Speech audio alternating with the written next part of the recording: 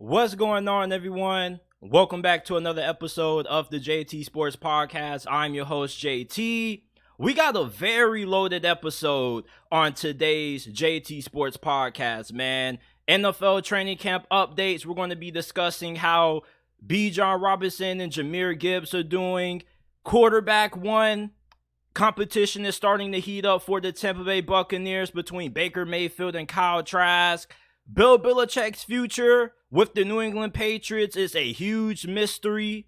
Why the Ravens had to change their offense. I'm a little bit irritated that people are trying to knock the Ravens for switching their offensive coordinator. It's like last year they were saying the offense needs to get more out of the passing game, and then the Ravens bring in the OC who's going to get more out of the passing game compared to Greg Roman, and then you got some people who are questioning it. Makes no sense to me. We're going to talk about that.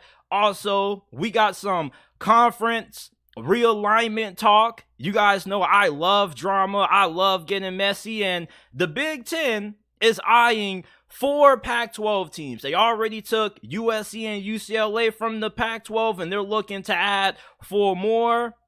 And we also are going to be discussing the gap between the Big Ten and the SEC, because I saw somebody on Twitter last night say that the gap between the SEC and the Big Ten is not that large. Before we start, if you haven't already, make sure that you like the video, subscribe to the channel. We go live every day, Monday through Friday at 5 p.m. Eastern Time or around 5 p.m. Eastern Time. Remember that this podcast isn't just available on YouTube. You can find us on all podcasting platforms: Apple, Google, Spotify, Amazon. Wherever you get your podcast from, you can find the JT Sports Podcast. If you enjoyed this episode, leave us with a 5-star review. We would greatly appreciate it. We are trying to get to 100 5-star reviews before the college football and NFL seasons kick off. So go ahead, rate us 5 stars on Apple and Spotify. All you got to do is type in the JT Sports Podcast and it will pop up. Or you can go down to the description down below, scroll down a little bit, and there will be the links to the Apple and Spotify versions of the podcast. NFL training camp updates. I want to talk about Bijan Robinson and Jahmyr Gibbs. Let's check in on the rookie running backs. How are they doing? And so far, they've been performing as expected. Bijan Robinson, this dude has been trending on Twitter for the past 3 days for what he's done at training camp. He's rounding up linebackers and cornerbacks and one-on-ones, and Jahmyr Gibbs is doing the similar thing. And I was telling you guys when Bijan Robinson and Jahmyr Gibbs were coming out the draft that these were different types of running backs. As a matter of fact, I didn't even label them running backs. I labeled them weapons because that's what they are. I was telling a lot of Falcons fans that Bijan Robinson and Tyler Algier, don't worry about who's going to get more snaps, who's going to get more carries, because it's not going to matter, due to the fact that Bijan Robinson is going to be on the field at the same time as Tyler Algier in most situations because of his versatility, his ability to not just be an effective running back, but really effective lining out wide at receiver, whether that be outside or via the slot. And you look at how well Bijan Robinson has ran his route so far throughout training camp, really impressive. I mean, this dude is a fantastic route runner. And his route running is the equivalent to a wide receiver too. Maybe better. I mean, the way he was lining up Troy Anderson and Caden Ellis was really nasty, man. And then he did Mike Hughes really dirty. Go on Twitter and find the Bijan Robinson and Mike Hughes one-on-one clip, man. Like, you would have thought that Bijan Robinson was a wide receiver the way he was running routes out there for the Atlanta Falcons over the last couple of days at training camp for them, man. Jahmyr Gibbs, same thing. And something that has been brought up a lot when mentioning Bijan Robinson and Jahmyr Gibbs and how they've performed up to this point at training camp has been that not only are they really effective running backs, but their passing well, their effectiveness on the passing game is really something that has caught a lot of people by surprise, because you don't expect running backs to be this polished when it comes to running routes. This is scary. And these are going to be the two running backs who change the RB position for the foreseeable future in the NFL. If you don't have a Bijan Robinson or Jahmyr Gibbs kind of skill set that allows you to be used as a wide receiver, you're not going to be able to demand a lot of money as a RB. That's just what it is. If you want to get paid highly as a running back, you got to be able to do it all, baby. Not just run the rock good, but you got to pass block and you got to catch the football.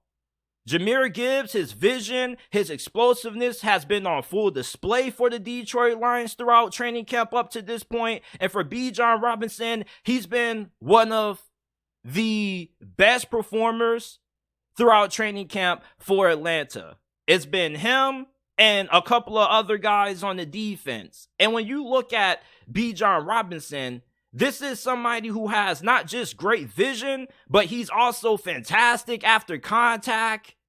He's really scary in the open field if you're a defensive back. And lining him out wide is kind of a little bit unfair. It's kind of like a cheat code. You got somebody who not only is effective after the catch, something that a lot of today's defensive backs don't really do a great job at, is tackling. These safeties, these cornerbacks, they don't want to tackle. So imagine them one-on-one with Bijan Robinson. Who are you taking? The defensive back or Bijan Robinson? I'm putting my money on Bijan Robinson. Similar thing with Jahmyr Gibbs. The difference between Jahmyr and Bijan is that Bijan is better after contact. Jahmyr Gibbs isn't really a dude who thrives at making a killing after initial contact. He's somebody who's going to make you miss in the open field due to his elusiveness and his elite acceleration and speed. He's not really somebody that's going to power through you. He's more of a elusive back compared to Bijan Robinson, who's more of a all-around back. Not just can he beat you with finesse, but he can also run through you with power. Now, both of these guys are sensational running backs. Like I said a couple of weeks ago, I believe that Bijan and Jahmyr are going to reshape the running back market. These are going to be the new standards at running back if you want to get paid a lot of money. So Bijan Robinson, Jahmyr Gibbs, so far throughout training camp, they've been really impressive. For the Atlanta Falcons, their head coach, Arthur Smith, said that one thing that has stood out the most about Bijan outside of his athleticism is the versatility. This dude is the human definition of a chess piece. You can move him all around the offense and create all kinds of matchup problems for opposing defenses. Similar thing can be said about Jahmyr Gibbs. Even though Bijan Robinson is probably going to have more carries and total touches than Jahmyr Gibbs this year because the Lions have way more weapons and mouths to feed on that offense compared to the Falcons, Bijan Robinson is a beast. But Jahmyr Gibbs, don't get it twisted. This dude is also a dude himself. And you look at his offensive coordinator being one of the best in the NFL, he's going to find ways to get Jahmyr Gibbs involved in this passing attack and also on the ground, despite the fact that they have David Montgomery. And with Bijan Robinson, you're thinking about what the snap count is going to be between him and Tyler Allgeier. It doesn't really matter. Tyler Allgeier comes in at running back, Bijan goes in at wide receiver. Simple as that. So far for Bijan Robinson, his versatility, his route running, his playmaking ability has been highly praised amongst a lot of people in the Falcons organization. And the Detroit Lions have been singing similar praises about Jahmyr Gibbs. These running backs aren't all that different. The biggest difference between Bijan and Jahmyr, in my opinion, is that Bijan Robinson is better after contact. After that, it's pretty much an even fight. Both Jahmyr and Bijan are incredible route runners to be running backs. They're really good as wideouts. I mean, the sky is limitless for what Bijan and Jahmyr Gibbs could do throughout their NFL careers. Now, let's check in with the Tampa Bay Buccaneers quarterback battle, man. This thing is incredibly close. And let's be honest, nobody expected Kyle Trask to have a shot at winning this job. It's like you acknowledged that this was going to be a quarterback battle, but if you were betting on this thing and you had to put your money on who you felt was going to be the starting QB for the Bucs come week 1 this year, most people would put their money on Baker Mayfield. But so far, Kyle Trask, according to these reports, has been the better performing quarterback. Now, the first couple of days of camp, both Kyle Trask and Baker Mayfield started out on the same footing. But since the third day of camp, Kyle Trask has just kind of taken this competition by the throat. He's been the best quarterback of the two the last couple of days, and it hasn't really been all that close. He's been better with taking care of the football compared to Baker Mayfield. Baker Mayfield, up to this point in training camp, has 5 interceptions. Do you know how many Kyle Trask has? Only 1. And before you say, man, JT, this is the time when quarterbacks are supposed to take extra risk and they're supposed to be a little bit extra careless with the football because you got to take chances in training camp. That's the only way you're going to learn and get better. Yes, that is true. But at the same time, you got to understand that you got to take risk as a quarterback, but you have to take calculated risk. Even in training camp, you're trying to compete for a starting job. So Baker Mayfield doesn't have the luxury of going back there underneath center and experimenting, trying to take extra chances to learn from his mistakes. He doesn't have that. He's trying to win a starting QB battle or a starting quarterback job. And when you're in these kinds of competitions, your margin for error is incredibly small. And the good thing for Baker Mayfield is that we got a lot of training camp to go. And this quarterback battle could drastically tilt in his favor any moment, any day, any time. But for Baker Mayfield, him with all these interceptions doesn't look good. This is the same problem that has hindered him throughout his NFL career.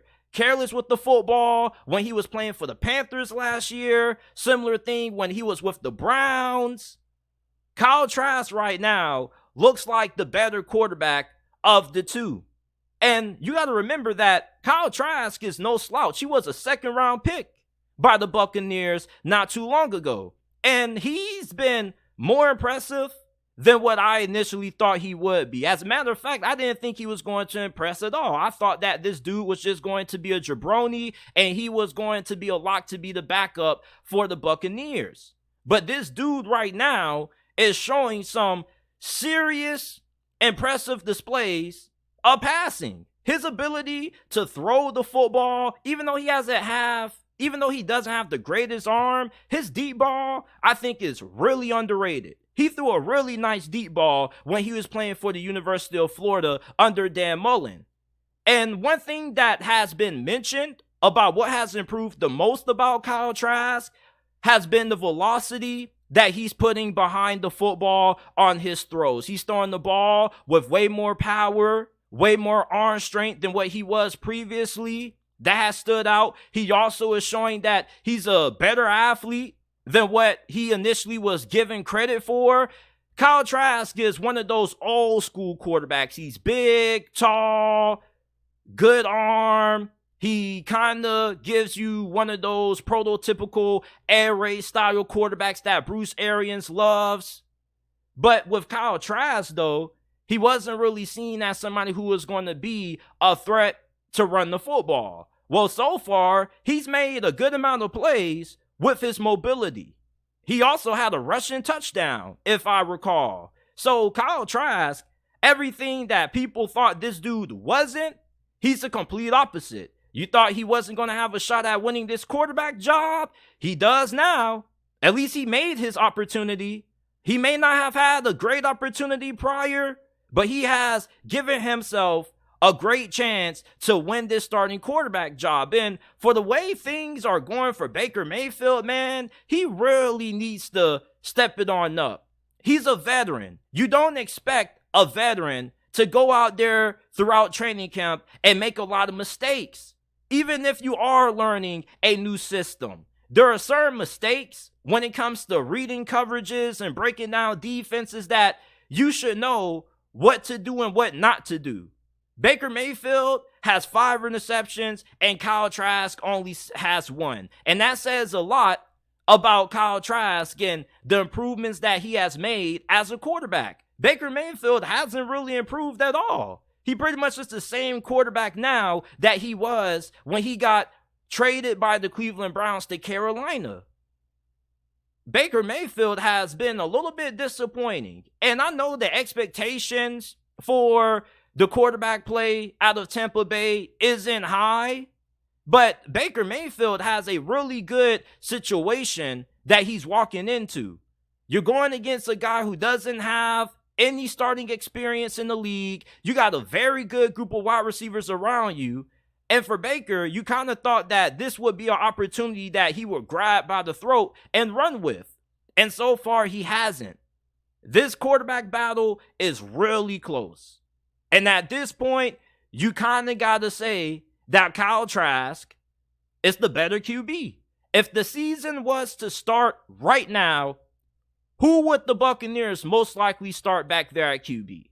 I think it would have to be Kyle Trask. And before you say, oh, Baker has the experience, he'll start. He hasn't looked like the guy who's been the more experienced player throughout training camp so far with all these turnovers. When you have a guy that has the experience in the league that Baker Mayfield does compared to Kyle Trask, this interception differential shouldn't be that big. If anything, it should be Kyle Trask having 5 interceptions and Baker Mayfield only having 1 due to how young he is. Baker Mayfield is a vet now. He's been around the block. He's been in the league for countless years. So there's no reason for him to come out and be struggling up to this point in training camp. And he has had some good moments. But from reading the observations and the reports that I saw on Twitter and on a couple of Buccaneer websites, Baker Mayfield has been all but disappointing. Honestly, like Buccaneers fans, most of the fan base was believing that Baker Mayfield was the undoubted QB1 and Kyle Trask wasn't going to do anything about it. Well, Kyle Trask did something about it, all right. You know, you might have rolled off Kyle Trask, but so far, he isn't riding back. So Kyle Trask has been absolutely on fire the last couple of days for the Tampa Bay Buccaneers throughout training camp. And their new offensive coordinator, Dave Canales, who comes from Seattle, when he was asked if the quarterback competition has tightened since the start of training camp, he responded saying, oh yeah, absolutely. And Dave Canales is really hands-on. He's really involved in these quarterbacks learning and understanding his system. So for Baker Mayfield and Kyle Trask, this battle is just getting started. And even though Kyle Trask seems to have the lead at this moment, it's not about how you start, it's about how you finish. And the quarterback who most likely ends up winning this job is going to be the guy who ends up having the hottest finish to training camp and the preseason. That's what quarterback battles are about. You want to start not just the guy who's been the most consistent, but also the guy who is the hottest at the right moment. Because football is also a game about momentum. And when you got a lot of momentum, normally that translates very well. And if Kyle Trask is able to keep up this momentum all the way throughout the preseason into the regular season, I think he wins this quarterback job. Now, if Baker Mayfield comes out of nowhere and he ends up ramping things up, then it makes this decision all more complicated. But right now, this quarterback battle is far from decided. If you thought that Baker Mayfield was the lock to be the starting quarterback in Tampa this year, you're wrong. And you better start rethinking some things because Kyle Trask is putting a lot of people on notice. Don't sleep on Kyle Trask. This dude was a baller for Florida. I know he didn't look good in the brief action that he's received so far, but Dave Canales has Kyle Trask balling out right now throughout training camp for the Bucs at this moment. So let me know, what are your thoughts on the Tampa Bay Buccaneers quarterback battle down in the comment section down below. And leave your thoughts also on how you feel about Bijan Robinson and Jahmyr Gibbs' performances up to this point in training camp. Bill Belichick's future is really blurry right now. And I never would have thought that in all my years covering the NFL that I would be in front of you guys today talking about Bill Belichick being on the hot seat. Who would have thought that we would ever attach Bill Belichick's name to hot seat talk? But we are. And it's for a very good reason, because ever since Tom Brady left Foxborough, things have not been the same. They got mollywopped by the Buffalo Bills in the wild card round of Mac Jones' rookie season. And then in year 2, Mac Jones has a defensive coordinator becoming his offensive coordinator, which just was a recipe for disaster. And that was due to Bill Belichick hiring an incompetent offensive coordinator. Why would you make a DC your OC? We already spent a lot of time on that, not going to elaborate on that too much, but that was a really dumb decision by Bill Belichick. And this is why he's in the situation that he's in right now. And let's just be honest, whether you want to admit it or not, Bill Belichick's future with New England kind of hinges on the performance of Mac Jones this year. Now, obviously, it's a team sport, and you're going to need more than just solid quarterback play. You're going to need a great defense, and you're going to need your offense overall to perform better as a unit this season compared to what they did in 2022. And that should be able to happen with the addition of Bill O'Brien at offensive coordinator. But is this offense going to be good enough to be able to hang in games with the Miami Dolphins, the New York Jets, and the Buffalo Bills? And Mac Jones, if he ends up having another disappointing season, not only are the New England Patriots going to miss out on the postseason this season, but Bill Belichick probably is going to be in the unemployment line at the end of this year. Mac Jones is going to be a huge, huge part of determining what Bill Belichick's fate is with the New England Patriots past the year 2023. Honestly, he spent the first round pick on Mac Jones. Mac Jones was a successor to Tom Brady. And anytime you spend the first round pick on the quarterback and they don't work out, it sets your franchise back several years. You also want to know what happens when you miss on your QB? You also, most times, if you're the head coach who drafted that QB, you end up being fired.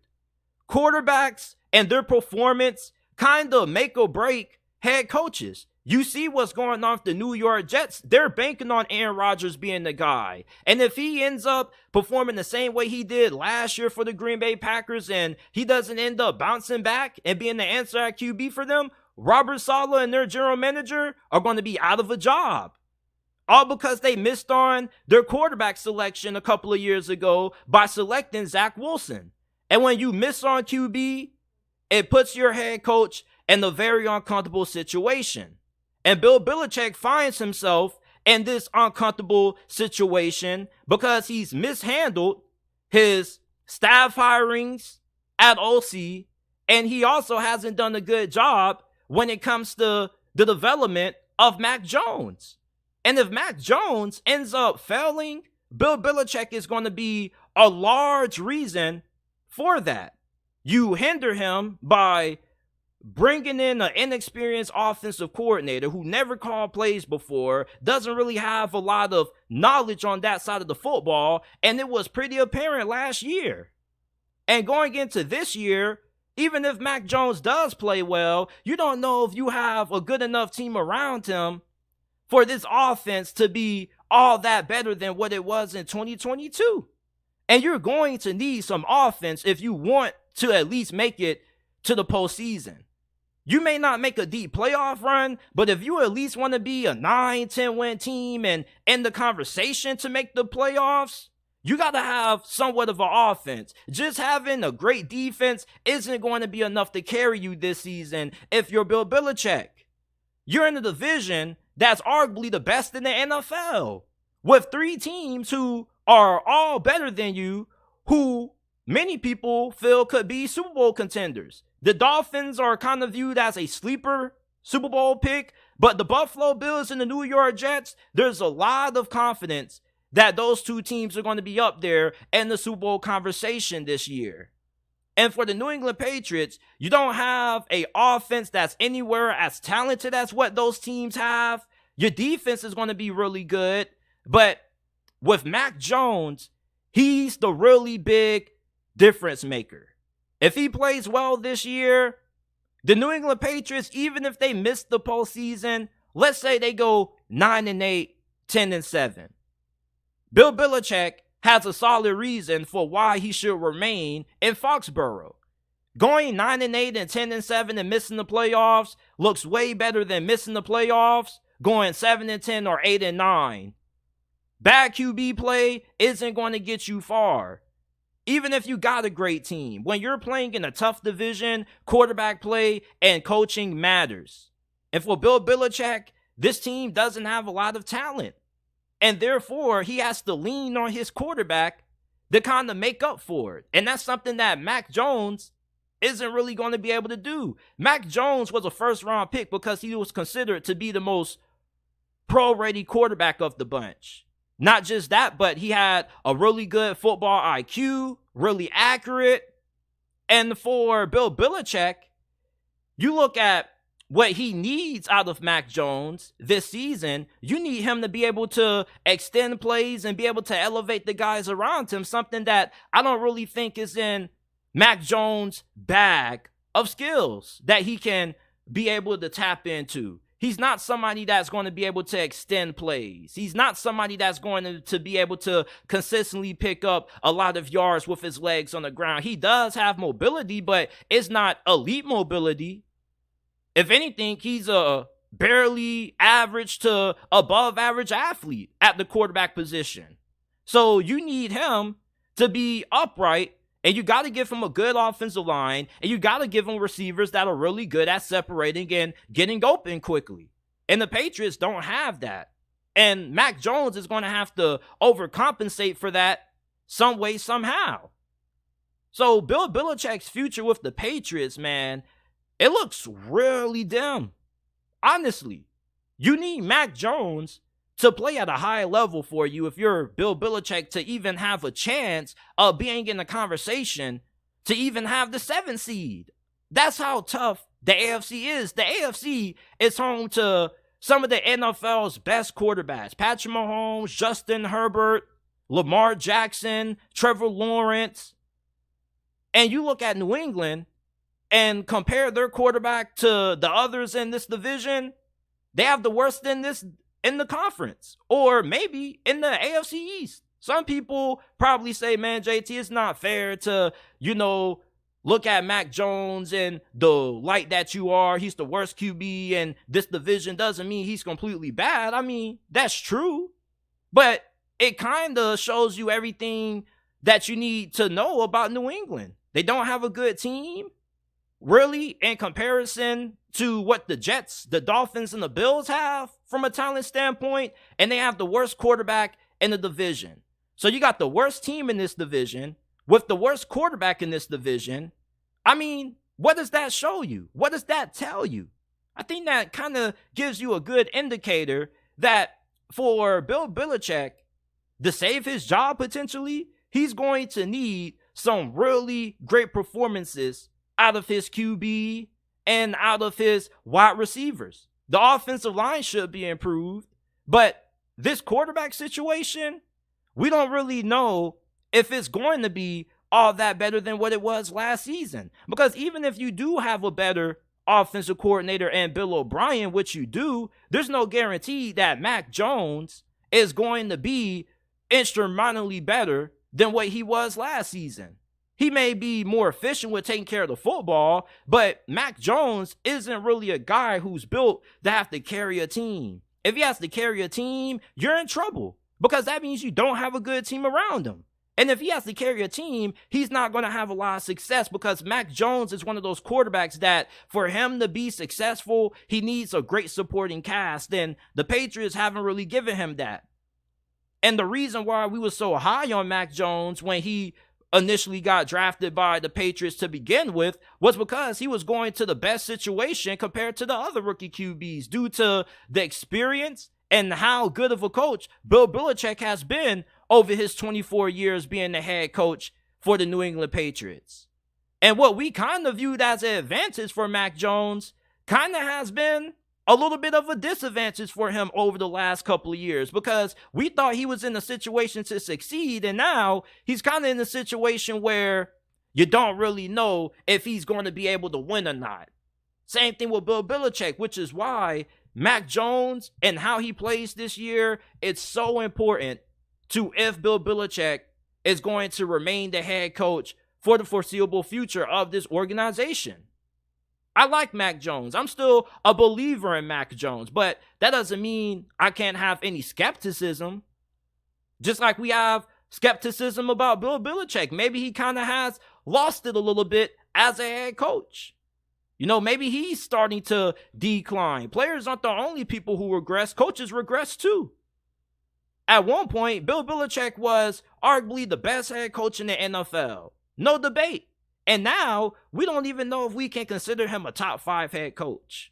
And we don't even know if he's going to be the head coach of New England in 2024. So, in some capacity, Bill Belichick's fate is kind of in Mac Jones' hands. If Mac Jones plays well, the Patriots should be in the playoff conversation. And they should at least have a winning record. Now, if Mac Jones doesn't play well, I guess it's adios amigos for Bill Belichick. But his future with the Patriots, I think, is going to be heavily dependent on the performance of Mac Jones this year. I've been hearing a couple of people in the national media be a little bit questionable of the Ravens' new offense. And some people even say that they made a mistake of changing coordinators. And listen, I don't think a lot of people honestly understand why the Ravens had to change their offense, why they needed to replace Greg Roman with Todd Monken. You look at Lamar Jackson and you look at how he struggled in the postseason, you wonder why. Well, look who's been calling the plays. Greg Roman. Oh, well, this is the guy who helped Lamar Jackson become an MVP. Yeah, he did. But you act like a quarterback can't outgrow his offensive coordinator. It happens all the time, not just in the NFL, but it happens in life. Sometimes we meet people that are not meant to be in our lives for our whole entire lifetime. Sometimes you meet people who are just meant to be in your life temporarily to help you reach another level. And then you move on, and they move on. And that's what the Ravens are doing right now. They were really grateful for what Greg Roman brought to their organization, what he was able to do with Lamar Jackson, helping him win the MVP, helping guide them to the number 1 seed that same season. And Greg Roman's rushing attacks, we already know, are some of the best in the NFL. And he has some really good run schemes. But when it comes to the passing game department, that's where he severely lacks. And that's why the Ravens had to make a change, because he was holding back Lamar Jackson as a passer. And it's funny how some of these same talking heads who are skeptical about the Ravens making the change to be more pass heavy are the same people who question Lamar Jackson's ability as a thrower of the football. So you're going to say, man, you don't know if the Ravens are doing the right thing by changing their offense, becoming more pass heavy when they had an offense that was perfectly tailored to Lamar's skill set. But yet, you're going to be one of those same people who are going to be skeptical of the Ravens deciding to go in a different direction offensively. Look at the league, fam. They call it a passing league for a reason. There's a reason why you don't need a great running back to win the Super Bowl. There's a reason why you don't need to be top 5, top 10 in the NFL and rushing yards per game to be a championship caliber football team, because it is a quarterback driven league. Whether you want to admit it or not, if you don't have a good quarterback, you're not going to go all that far unless you have elite coaching and a great team around him, i.e. the 49ers. And if you don't have a quarterback that's able to effectively throw the football, you're not going to go far in the postseason either. And Lamar Jackson is a really good passer, a way better passer than what most people give him credit for.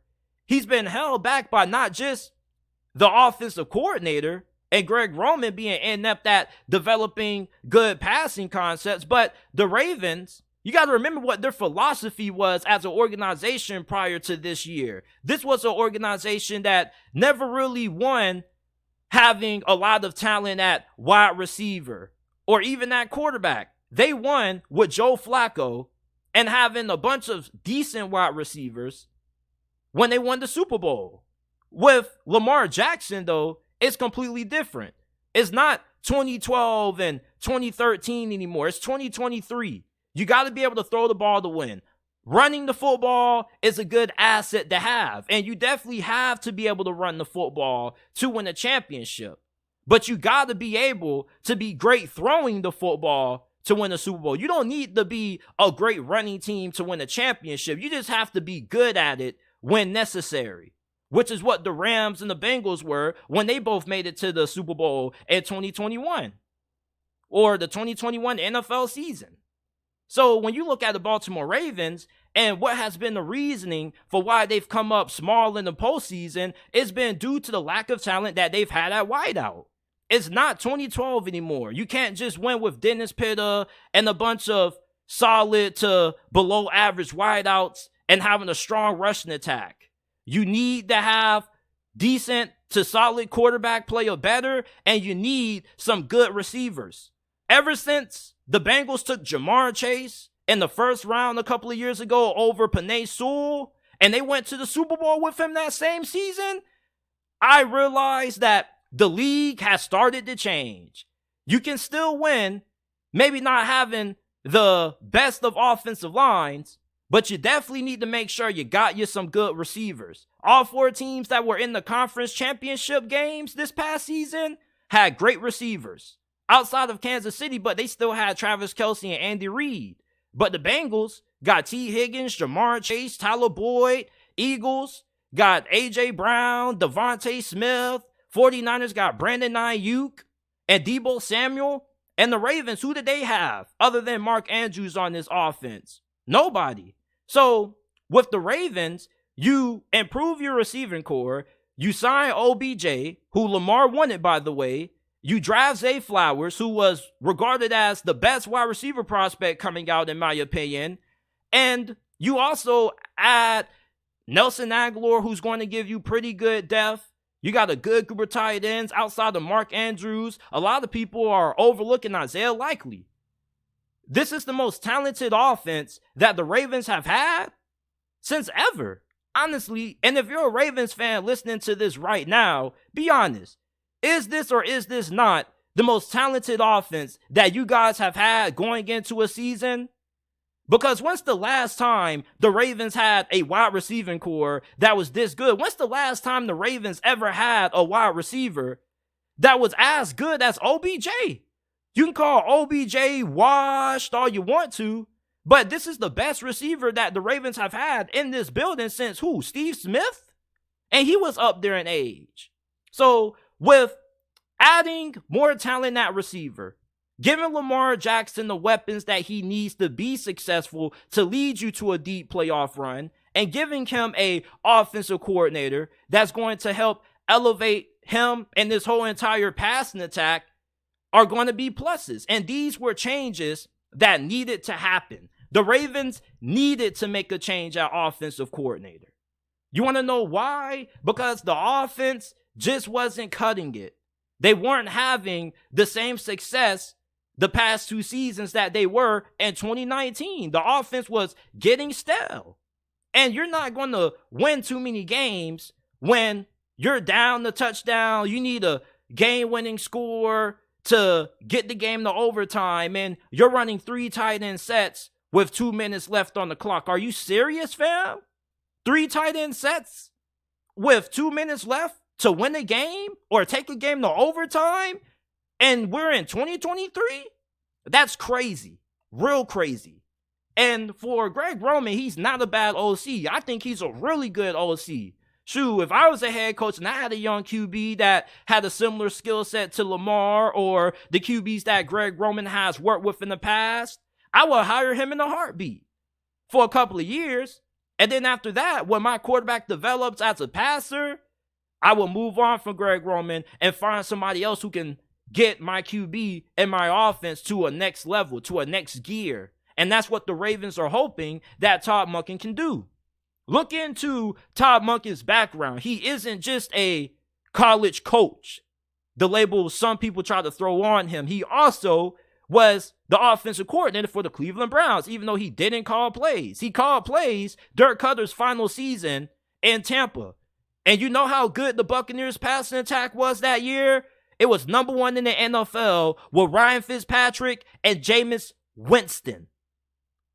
So when you look at Todd Monken's resume, this is somebody who knows how to get the most out of the passing attack. And with all the weapons that Todd Monken has at his disposal, plus Lamar Jackson, not just how good he is as a runner, but plus he's a way better passer than what he's given credit for, this offense is going to be the best that the Ravens have had in years. I don't know when's the last time the Ravens had an offense that was as good as what it could be this year, but this offense is going to be really scary this year. And the reason for that is because they made a change when it came to their offensive coordinator. You know, in life, complacency doesn't really get you anywhere. To keep advancing in life, you got to make changes. You know, for me to keep this channel up, for me to get this channel and this podcast to the next level, I got to adapt. I got to get with the times. I can't be running this podcast like I would be running a podcast a decade from now. You feel me? I got to adapt. The Ravens had to adapt. Smash Mouth football, winning football games the way they were was nice, but it wasn't going to be something that they were going to be able to do long term. You weren't going to be able to keep Lamar Jackson around 10 plus years as your franchise QB, running the offense that you were with him. Lamar Jackson has proven plenty of times that he's more than a capable passer. This dude is a really good passer, and I really wish that people would put more respect on Lamar Jackson's passing abilities. If you're struggling to get behind the Ravens' philosophical change on offense because you have concerns about Lamar as a passer, please go watch some Lamar All-22 film. This dude is a better thrower of the football than what many people on Twitter make him out to be. This dude is a really good passer, a really solid passer. I'm not saying he's one of the best in the game, but he's not no slouch, fam. Honestly, I'm getting a little bit sick and tired. If you're one of these people who are questioning this offensive change because you don't know if Lamar Jackson can cut it as a passer, cut it out, fam. Cut it out. This is somebody who is completing over 60% of his passes. Yes, he has regressed a little bit statistically since his MVP year, but it's not like this dude went from great to terrible. He went from great to, still pretty good. Not as good as what he was his MVP year, but that will change this season due to the change that they made with this offense. I can't really get behind the people who try to question Lamar Jackson's ability as a thrower when he's proven plenty times throughout his career that he's more than capable of being able to win games without his athleticism. His athleticism is part of what makes him special, but he's also a really accurate thrower of the football. And with these wide receivers that he has, he's going to be even better than what we've seen in the past. He doesn't have to run the football as much anymore. You want to know why? Because there's going to be more opportunities to throw the football to open wideouts. When you're running 3, 4, multiple tight end sets, you're not going to have a lot of receivers on the field. And with the wide receivers that the Ravens have had over the last couple of years, they haven't really been good enough to where you can only have 2 on the field and have a bunch of tight ends. Greg Roman's version of 4 wide receiver sets is 3 tight ends on the field. And if you think I'm making that up, go look up what he said in a production interview before the Ravens had a Sunday Night Football matchup. Chris Collinsworth asked him about the criticisms with his offense and the lack of receivers that they utilize. And he said, tight ends are like receivers to us in my offense. Yeah, big red flag. You hear those statements and you think a change didn't need to be made? Or didn't need to be made? I think the reason why people have skepticism about this is because you look at the Ravens and you're like, okay, they're having all this success. Why change the offense? Because the offense wasn't as good as what it could be due to Greg Roman holding it back, not being able to be inept at elevating this passing attack. So if you're asking yourself why the Ravens offense needed to change, stop looking at the records and just watch the game. Stop trying to judge everything from the box score, because the box score doesn't tell you everything you need to know unless you can actually watch the game and put context to those statistics.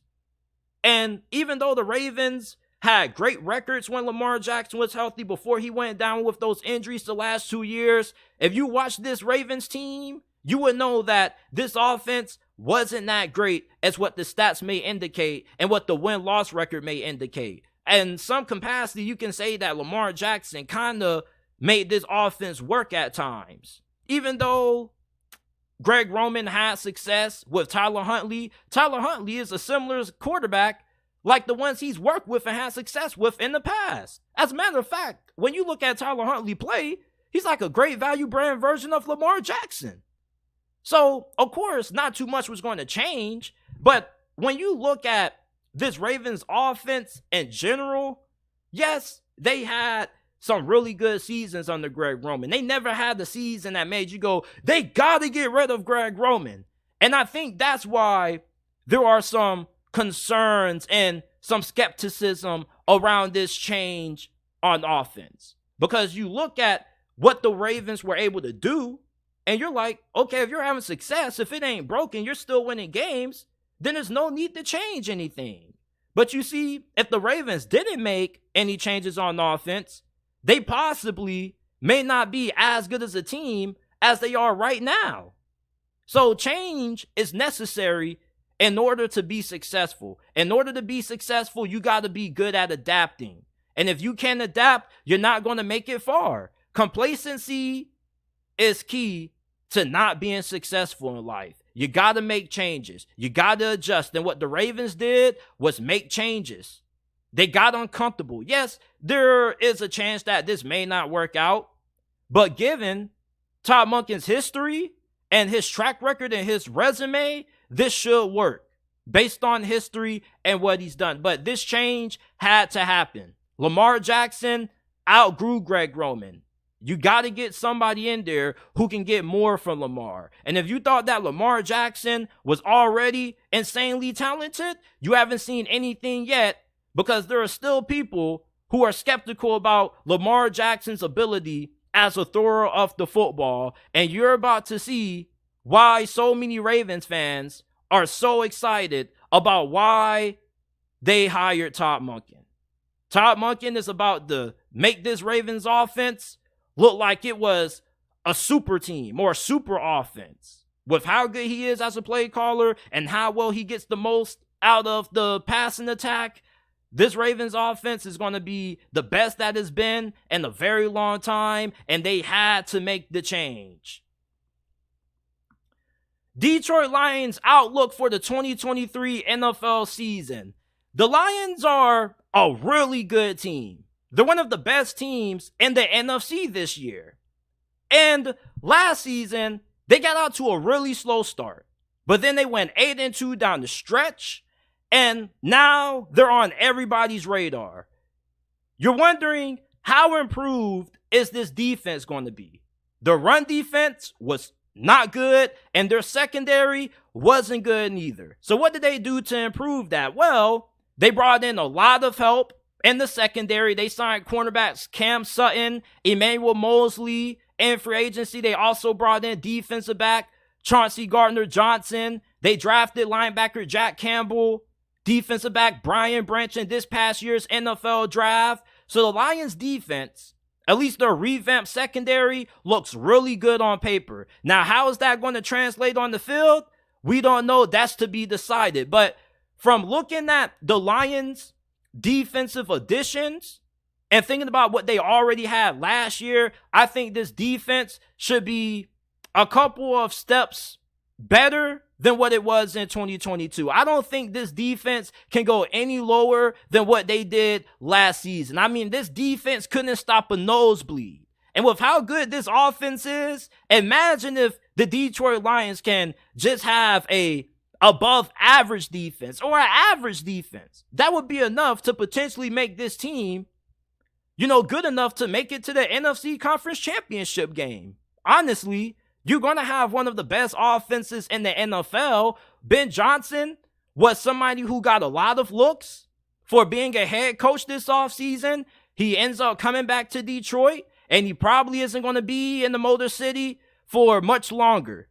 So the Lions, you look at the talent that they have offensively, Amon-Ra St. Brown, Jameson Williams, there's a lot of talent on offense at wide receiver for the Lions. Now, you probably could use a little bit more depth. You may not have a wide receiving core that makes you go, this is one of the best in the league, but this is a really solid unit. They got some solid receivers on this squad, and although they're not guys who are going to make you jump out of your socks, I mean, you are really hyped up for what Jameson Williams can be when he finally can stay healthy and have significant reps and get significant playing time and targets thrown his way. We saw some glimpses of how good Jameson Williams potentially could be. But, we just got to see it. And when you look at Amon-Ra St. Brown, one of the better receivers in the game. And I also think that some of the guys that they have at wide receiver 3 and 4 aren't too shabby neither. Marvin Jones, even though he's up there in age, he's pretty productive to be at the state of his career that he's in. I mean, last year, the Jacksonville Jaguars, he made a couple of big plays. I mean, this is still a very solid receiver, despite the fact that he kind of is on his last leg of his career. And you add Jahmyr Gibbs at running back. We were already talking about him a little bit earlier on this episode.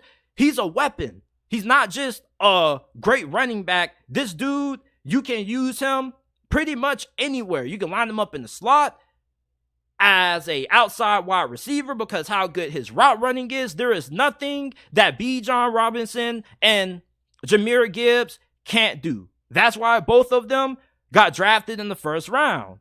And when you give a guy like Ben Johnson a chess piece like Jahmyr Gibbs, he's going to utilize it in every single way that he can find fit. And Jared Goff, I think, is probably the most underrated quarterback going into the upcoming NFL season.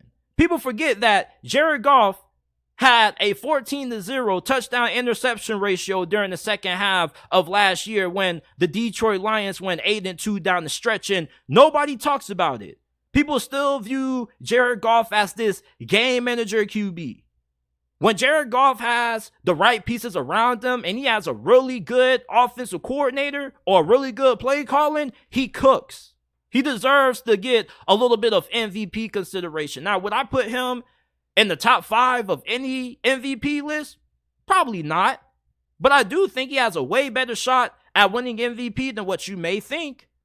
He has a great offensive line, really good OC, good group of wide receivers to throw the football to. Look out for Jared Goff. And Jared Goff has been playing some of the best football of his career. Jared Goff is playing at as high a level that we've ever seen from him since he took the Rams to the Super Bowl a couple of years back and they lost to the New England Patriots.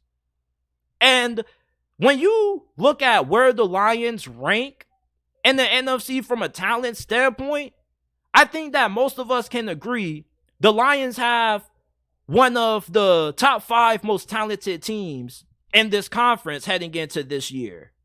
I mean, this offense is stacked.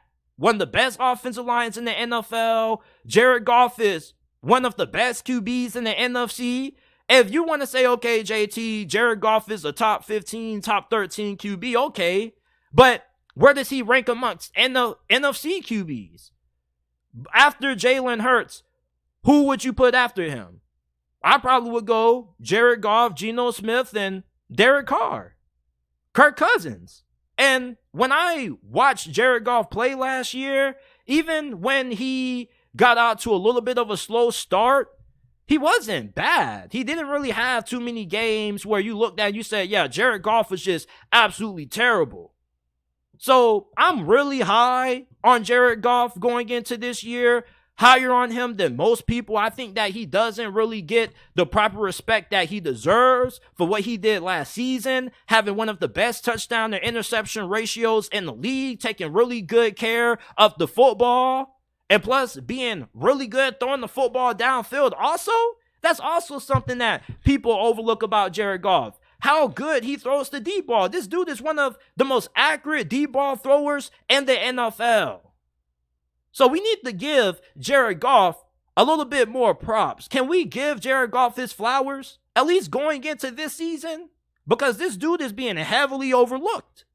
And if the Lions are going to have a successful season and make a deep playoff run like some people are hoping they will, they need Jared Goff to stay healthy and to continue to play at the high level that he's played the last couple of weeks, the end last year.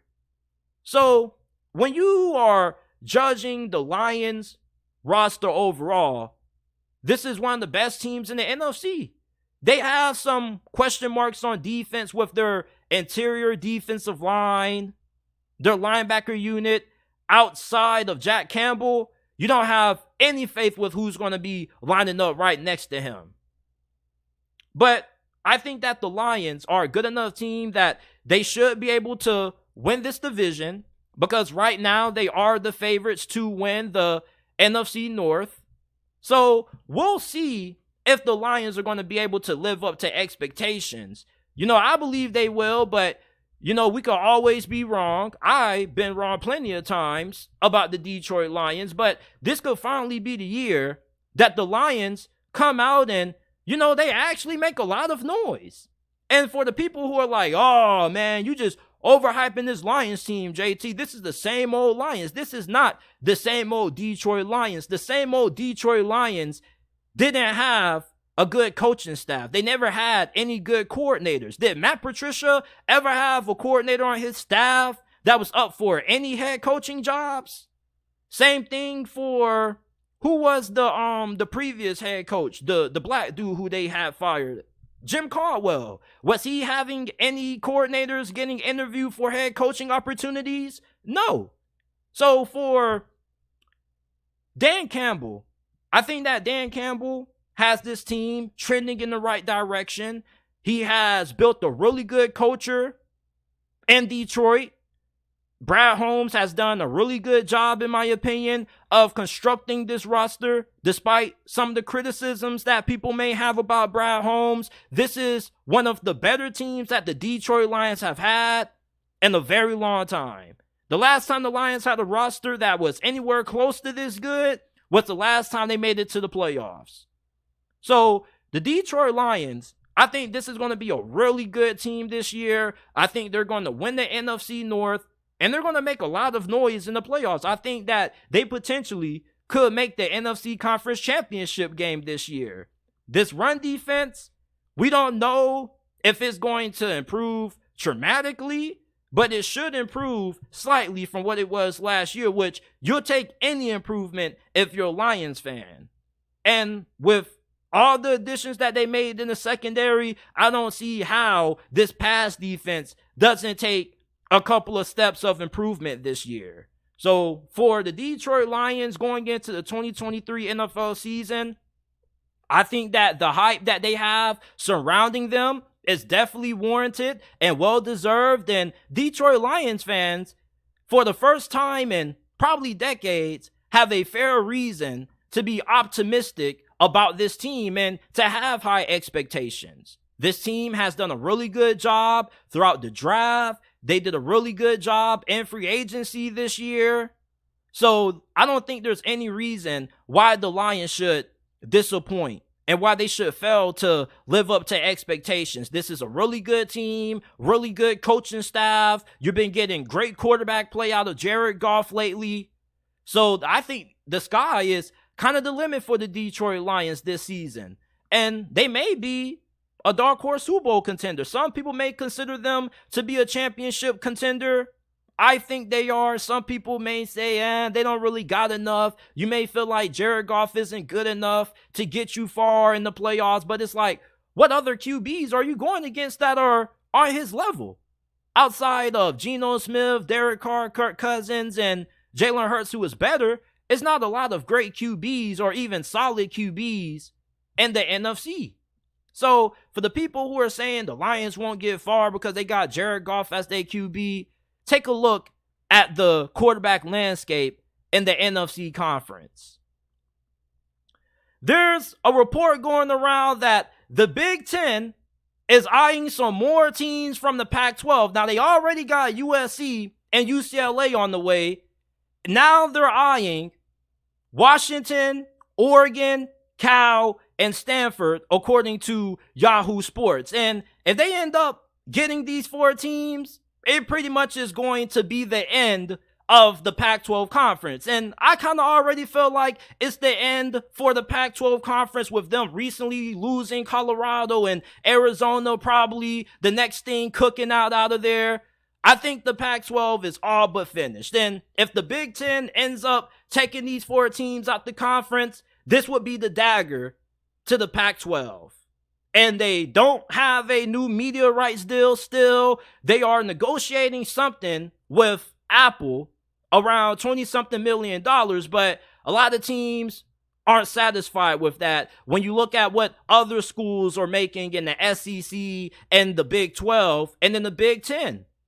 And for the Pac-12, their commissioner, he's in a really tough situation because the situation that this conference finds themselves in, about pretty much on the brink of extinction, isn't due to him mostly. It's mostly due to the previous Pac-12 commissioner being inept at really running his job effectively. And you look at the fact that, these Pac-12 schools, they want more money. That's really what it's about. It's about revenue. And although a lot of you guys who are Pac-12 truthers and you're like, man, we can still save this conference, bringing in Boise and San Diego State. Those schools are not going to save the Pac-12 if these 4 schools end up leaving for the Big Ten. Washington, Oregon, I'm pretty confident, and most of us who are looking at this situation logically are pretty sold on the fact that Oregon and Washington are going to leave the Pac-12. It's not a matter of if, but I think it's just a matter of when, if the right opportunity presents itself. And the Big Ten getting Washington and Oregon would be huge additions to that conference. They already have extended themselves into the West Coast market with adding UCLA and USC. Why not continue to expand into that West Coast market by adding Washington and Oregon? And Washington has a pretty big media market. And Oregon, I don't know how big their media market is per se, but they do got a really big fan base. And I do think that Oregon football does generate very good ratings. People love watching Oregon. Either you're a fan of Oregon or you love watching them play because either you're a diehard college football fan or you just love seeing their jerseys and all the 100 million jersey combinations they got. And Oregon and Washington have been 2 of the best programs in the Pac-12 conference for over the last couple of years. USC, you got to remember, they haven't really been that consistent. They had some good years, but they've also had a couple of down years. So Oregon and Washington, although both those schools have had their downs, they've probably been the most consistent programs in the Pac-12 for the last couple of years. So you're getting 2 squads that right now are in a really good position with where they lie with their current head coaching situations. Kalen DeBoer, you look at Dan Lanning, both had a lot of success year 1, and they got promising futures with their respective programs, with how well they are recruiting, how well they're utilizing the transfer portal. And I think that Washington and Oregon would make things really interesting in the Big Ten. Because the Big Ten is a conference that has great teams like Penn State, Ohio State, and Michigan, but I don't really think they have as much depth as the SEC does. And adding schools like Oregon and Washington bring you more depth. Now you're going to have 2 more teams that are going to be capable of being able to compete for a championship and being able to get up with Michigan, Ohio State, and Penn State.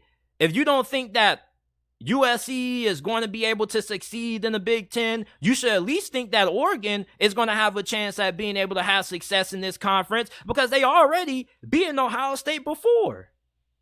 Washington is also a school that has had success against the Big Ten. And we seem to forget that Oregon and Washington have been to the college football playoffs. So these aren't schools that, they wouldn't succeed in the Big Ten. Okay, have that mindset if you want to, if you're a Big Ten fan. Like, Oregon already smacked Ohio State before, and they can very well do it again if they're given the opportunity.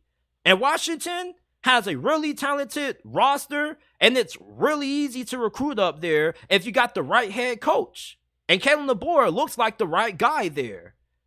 Now, for the other 2 schools who are rumored in these reports, Cal and Stanford, why the hell would they want them? Well, Stanford is a really prestigious academic institution. And if you're the Big Ten, adding Stanford to your conference, even if they don't really bring anything from a football standpoint, they're going to make you a more respectable conference when it comes to academics. Stanford is like the college football equivalent to Harvard, pretty much, in terms of FBS. Do you know how many smart people go to Stanford? I got a homie that goes to Stanford. Really smart. He had a 4.2 GPA throughout high school. So Stanford is a really good institution when it comes to academics. From a football standpoint, judging from what they look like right now and what they looked like last season, they probably are going to be competing with Northwestern for the title of being the worst program in the Big Ten. And I know it sounds messed up. I didn't mean to say it like that, but it's kind of the truth. In the NIL and transfer portal era, it kind of isn't voting well for Stanford. They're not a school that can just get anybody out the transfer portal because guys have to be admitted into their university based on their academics, not just based on what they do on the football field. And you look at the fact that they don't really recruit all that well, even though they are in a good location for recruiting, it's not the easiest to recruit at Stanford due to the same situation that they have with the transfer portal. You can't just accept any recruit. Recruits have to meet a certain academic criteria, and these criteria are often pretty high and pretty lofty. So Stanford, I think they more just bring value to the conference from an academic standpoint, more from an athletic standpoint. I don't even think their basketball team is good. And Cal, I think they're a pretty prestigious academic institution as well. So adding Stanford and Cal would boost the academic resume of the Big Ten. And maybe Cal, they could get things going because they are in the state of Cali. So from a geographic standpoint, it allows the Big Ten to tap into that West Coast Cali market even further with adding USC and UCLA. And then you add Cal, you're pretty much gotten the whole state of Cali pretty much when it comes to college football in terms of the biggest teams in that state. So the Big Ten is eyeing 4 Pac-12 teams. This doesn't look good for the Pac-12. Most likely, Oregon and Washington are on their way out. If they don't leave for the Big Ten, I'm pretty confident they're going to the Big 12. The Big 12, I think, would gladly accept Oregon and Washington with open arms. And the Big Ten, also according to these reports, is discussing expanding to 18 to 20 teams. And you guys already know how it goes with this conference realignment stuff. One conference adds a couple of teams, another conference has to step in and add some more teams to keep it going. And the Pac-12, like I said earlier, there's nothing that they can really do to stay alive if this goes down. Bringing in SMU, Boise, San Diego State, I mean, it brings in more teams to your conference, but that's just about it. I mean, you're adding more numbers, but you're not really adding a lot of quality. You're not really adding teams that are going to make people want to tune into the Pac-12. And they're already struggling to negotiate a fair media rights deal on the level that these other conferences are, the Big 12 and the Big 10 and the SEC. So what makes anybody think that they're going to be able to get a respectable media rights deal if they lose Oregon and Washington and replace them with SMU and Boise? Come on, man. They're going to lose revenue dollars. It's going to make the conference look even worse. And losing Oregon and Washington would essentially make the Pac-12 a G5 conference. Honestly, now they do got Oregon State and Washington State, who I love.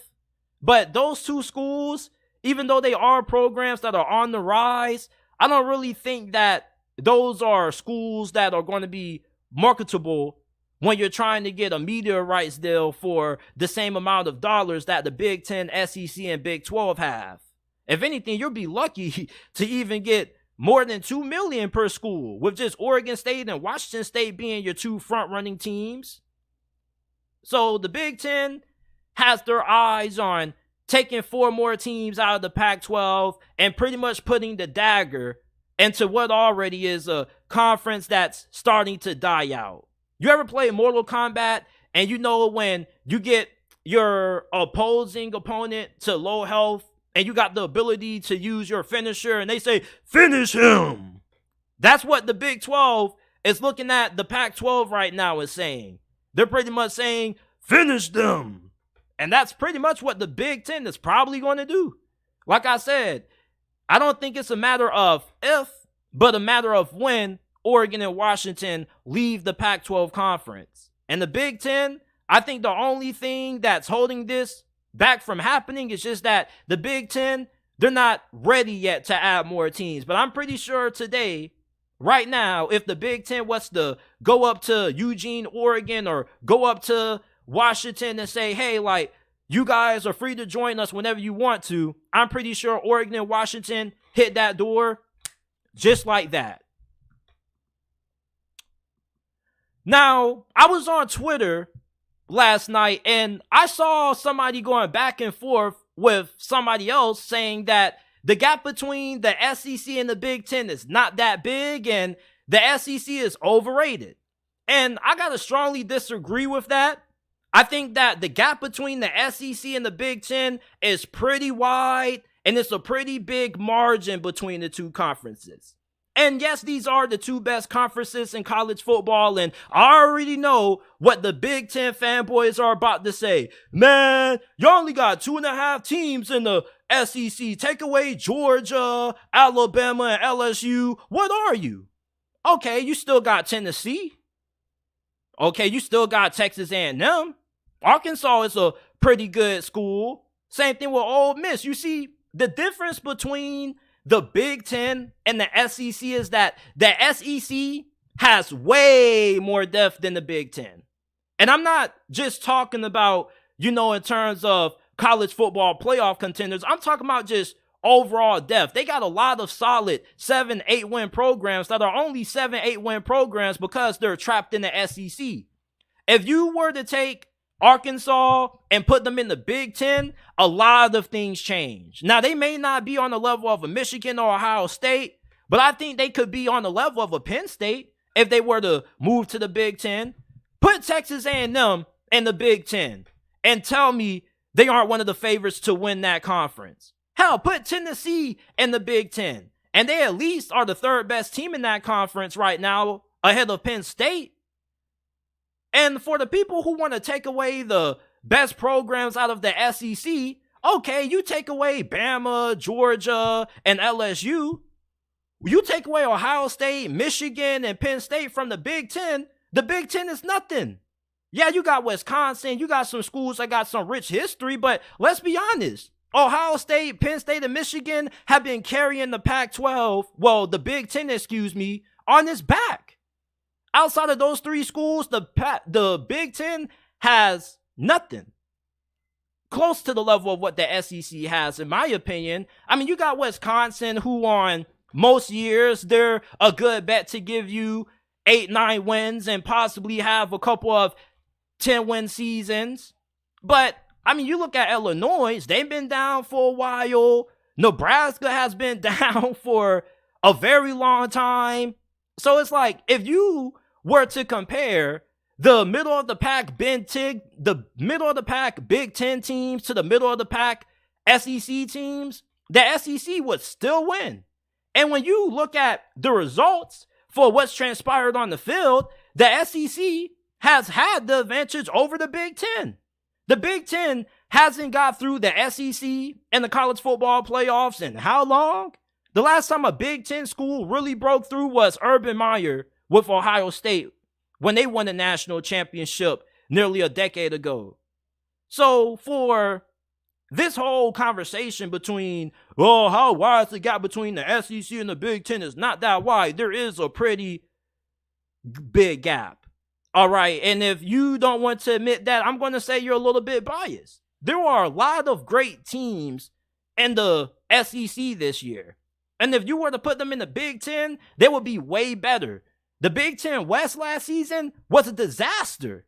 That was awful. Honestly, like, how many great quality teams were really in the Big Ten West? And that's what people say about the Big Ten and why they try to make this argument for why it's almost as good as the SEC. Well, you got a lot of solid teams. You don't got a lot of Ohio States, but you got a lot of mid-tier teams. Okay, the mid-tier teams in the SEC, most of them are only mid-tier teams because they're in the SEC. Put them in a different conference like the Big Ten, where they're not going against juggernauts like Alabama and Georgia every single week, and a lot of things change. Hell, think about some of these programs that are down right now in the SEC and how good they can be when everything's going right. Florida in the Big Ten, if they were to get rolling with how good they are at recruiting due to the geographic location that they have, and if they get a good coach with a great coaching staff, they will cook in the Big Ten. You want to know why? Because they will be able to out-recruit Ohio State and Michigan due to the geographic location being in Florida. So when I'm looking at some of these Big Ten programs that have been down for years, Nebraska, when's the last time Nebraska was in the national championship conversation? It's been damn near decades. Last time Nebraska was competing for championships, I wasn't even born. The Big Ten and the SEC, there's a really considerable gap between the two. Now, it's not, you feel me? But it's pretty sizable. You know, the Big Ten has some solid teams, but the SEC has more solid teams than the Big Ten. I think that the SEC, when you look at their depth top to bottom, is better than any other conference in college football. I mean, you can go from your Georgias and your Alabamas and your LSU and go to Arkansas, who could easily be a 9-10 win team in the conference that's not as tough or as deep as the SEC. The Big Ten doesn't have the kind of depth that the SEC has. These mid-tier SEC programs are really great teams that potentially are just capped because of the scheduling, which soon will change, and the fact that they have other programs that recruit at a way higher level than them and just are juggernauts. Like Alabama, Georgia, LSU, take them out of the SEC, cool. There's still a lot of depth in this conference. Tennessee just had their best season in years. Like, we see how dangerous teams like Tennessee are in the SEC. Imagine how they could be in a less tough conference like the Big Ten that only has 3 teams. Like, it blows me how people say the SEC is so top heavy and we act like the Big Ten isn't. If anything, the Big Ten is more top heavy than the SEC because you know who's going to win the Big Ten championship every single year. It's either going to come down to 1 or 2 schools, Ohio State or Michigan. And that might change and it'll either be Ohio State, Michigan, or Penn State. But with the SEC, though, you act like teams that have won the SEC have all been blue bloods. Let's not forget that Auburn has won the SEC a couple of times. They've also won a national championship. They've been to a national championship appearance. Like, we just seem to forget how much depth is in the SEC. Like, there's just so much meat and potatoes in this conference. Even looking at a school like Kentucky, South Carolina.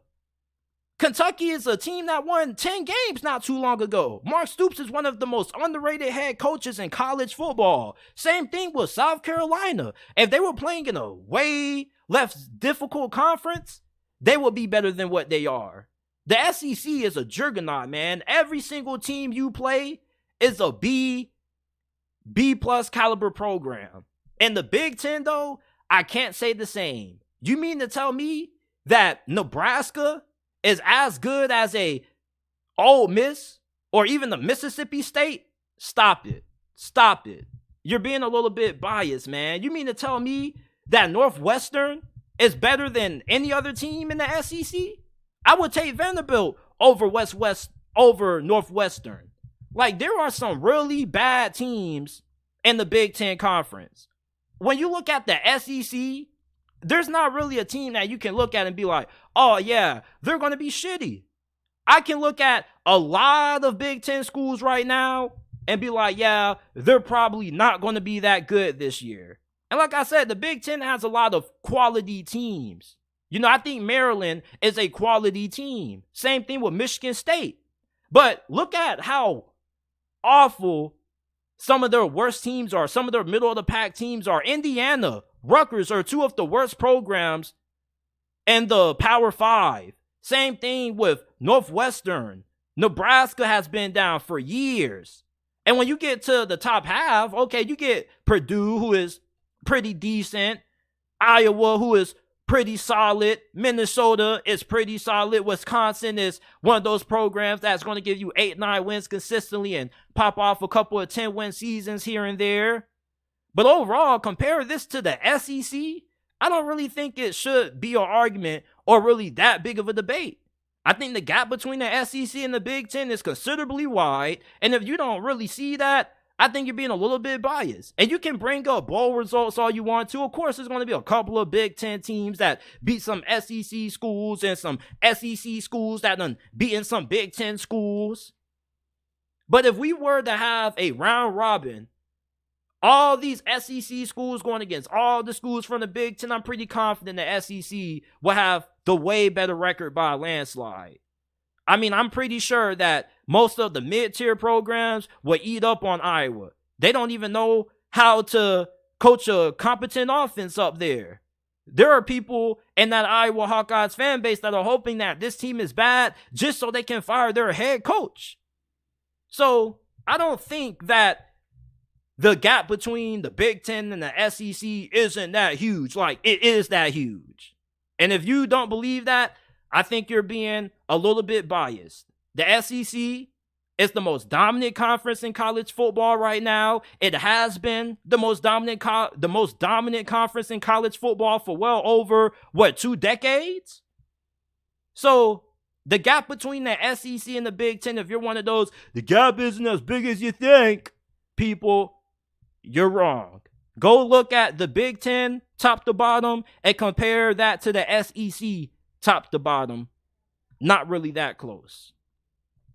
This is it for this episode of the JT Sports Podcast. I appreciate you guys for tuning in.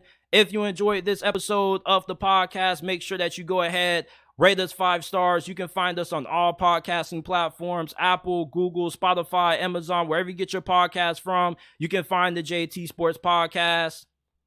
Rate us 5 stars if you enjoyed this episode. We're trying to get to 100 5-star reviews before the start of the college football and NFL season. So go ahead, rate us 5 stars. All you got to do is type in JT Sports Podcast on Apple and Spotify and it will pop up. Or you can go down to the description down below, scroll down a little bit, and there will be the links to the Apple and Spotify versions of the podcast. I appreciate you guys for tuning in, and I will see you guys tomorrow